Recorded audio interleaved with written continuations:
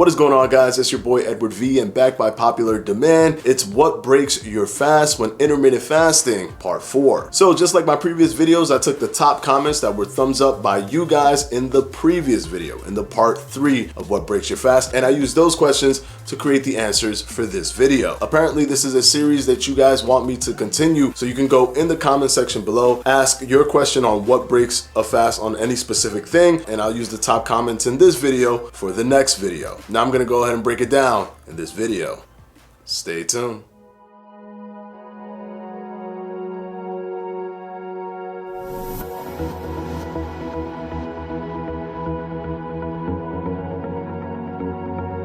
So just like the last video, we're gonna go ahead and put the partition right behind me, and we're gonna put the green check mark here and the red X mark here. If it breaks your fast, I'm gonna give a brief summary as to why, and I'm gonna place it on this side. If it doesn't break your fast, I'm gonna give a brief summary as to why, and then I'm gonna place it on this side. So you guys know the rules. Now let's go ahead and jump into the first one. Green tea mango or green tea peach. Does this break your fast? This is an interesting one because you're seeing mango and you're seeing peach, and you know those are fruits. So interjecting some type of a mango flavor and some type of a peach flavor into your green tea within the tea bag itself. Now keep in mind, this is actually green tea mango, actually green tea peach. It's not green tea in which you're putting mangoes in there or putting peach in there. So keep that in mind. With that being said, green tea mango and green tea peach does not break your fast. It actually does not. It has 0 calories, and they use the same system of naturally essence where they get the oils from the mango and from the peach to go into the tea bag to give it that slight, very, very slight flavor of mango and peach. So they don't actually have any piece of the mango or peach itself inside of the tea bag. It's just the aroma of the mango and peach. So yes, it will not break your fast. You can drink green tea peach and green tea mango if you so choose. Now moving on to the second item, liquid B12 supplement. So a liquid B12 supplement is basically those capsules that come with the liquid droplets, and you can go ahead and take that if you're trying to take B12 supplementation throughout your day. Now, one interesting thing is that B12 supplementation is absorbed best when you have an empty stomach. So it's kind of important that this B12 supplement not break your fast if you want to be effective while utilizing it. And the good news is it does not break your fast. B12 supplement, just like many of the vitamins and supplements out there, do not contain any type of energy metabolite. So those are the things that can tend to raise insulin and have some hormone secretion reaction. But fortunately, vitamin B12 does not do that. So vitamin B12, liquid vitamin B12, and even the capsule one, if you want to throw that in there, does not break your fast. And because it is absorbed best in an acidic environment, your stomach is at its highest acidic level where you don't have food inside of it. So it's a win-win. You can take your vitamin B12 when you're fasting, and it's best to do so, and you won't be breaking your fast with vitamin B12. Let's go ahead and move on to the next item, unroasted coffee or green coffee beans. This gained popularity because there was a study done in the University of Scranton that looked at 16 overweight people. They used placebos, they used other extracts, and still there was a 10% weight reduction in the group that took the green tea coffee extract. So what does this mean? Does it actually help you burn more fat and lose more weight? Well, that's just one study that was done for 22 weeks, and it only had a sample size of 16 people. So you should take pause when it comes to thinking that this can actually help you burn fat, since we would need much more studies than just this one. However, it does not contain any calories. So if you wanted to take unroasted green coffee capsules, you can go ahead and do that. It falls in the not breaking your fast category. Well, this is amazing. So far, so good. Most of the questions that were top comments are not breaking your fast. So this is a good sign, because this is telling me that most of the things that you guys are utilizing or want to utilize are in line with your intermittent fasting protocol.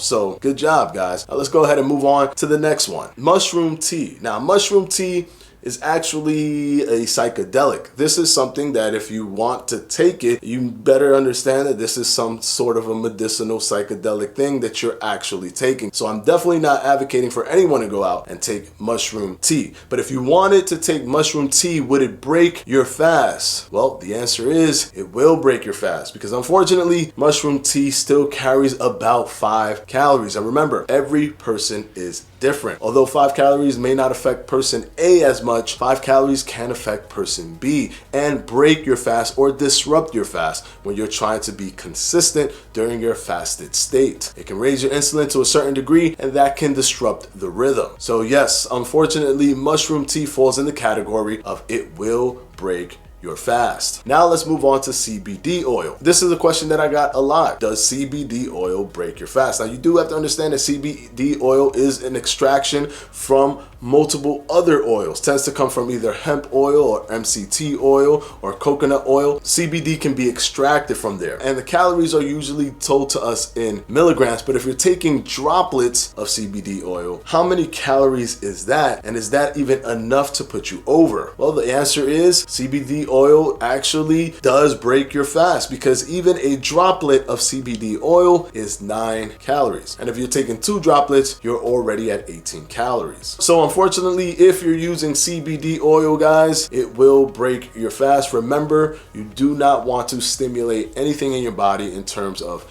insulin or change up what's going on with your hormones, because you want to stay in that fasted state. The less disruption, the better. Now let's go ahead and move on to the next one. Redbush tea. This is another one that was a top comment. When it comes to teas, I know that there's some confusion out there, because some teas are good, like green tea. Other teas are not good, like black tea. So I know it's important for you guys to understand which teas are good for you and which ones aren't. But Redbush tea is actually not gonna break your fast. So you could take Redbush tea if you want to. There is no calories in a cup of Redbush tea. So go ahead and enjoy it. You don't have to worry. You can take it during your fasting period. And now we move on to Gatorade Zero. This is one that I've gotten a lot of questions for, even through my Instagram. But this was one of the top comments also in the previous video. And although it says Gatorade Zero and claims to have 0 carbs and 0 sugar, I think they're just rounding off to the nearest 0, because it does have 1 gram of carbs, and that 1 gram makes it 5 calories. Now, like I said, people are different. Those 5 calories may not affect you, and it may not affect the next guy, but it can affect someone else because of the sensitivity when it comes to insulin secretion and everyone's biological makeup when it comes to taking in things like 1 gram of carbohydrates. So because of that, to be on the safest side possible, we're gonna put Gatorade Zero, unfortunately, in the bracket of it does break your fast. Also, it does contain sucralose, which is what gives it the sweet taste. It's an artificial sweetener, and if you didn't know, there have been studies that show that artificial sweeteners can trick your stomach to believe that you are about to consume something that contains glucose, thus secreting your insulin prematurely, even though you didn't take in any sugar or glucose. And believe it or not, sucralose was the actual artificial sweetener that was used in that study that showed that result. So definitely keep that in mind if you're thinking that maybe the 5 calories isn't that big of a deal and you'll go ahead and bypass that and still take it. It may still cause a disruption, so it's probably best to keep away from it. Now, the final one, and this one I've gotten a lot of requests to talk about,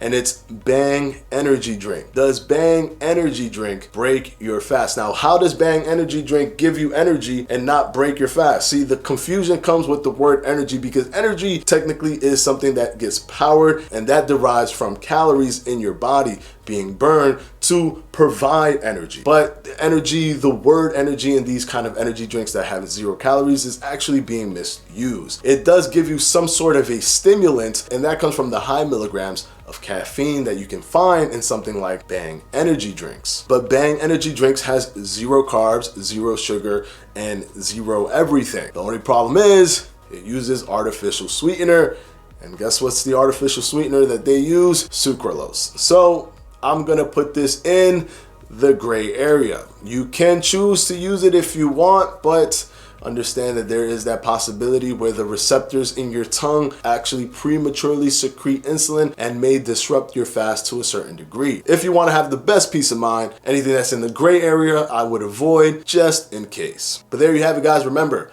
Put in the comment section the questions that you have for anything else, but also make sure that I haven't answered your question because we've done about 31 different items in my previous videos combined. So take a look at those, take a look at part 1, 2, and 3. And if I still haven't answered your question, then go ahead and put it in the comment section, and whatever gets the highest thumbs up and are the highest rated comments, I'll go ahead and answer those questions in the part 5 continuation of this series. As always, guys, I want to thank my patrons for my Patreon, and I'm going to go ahead and put their names right up here.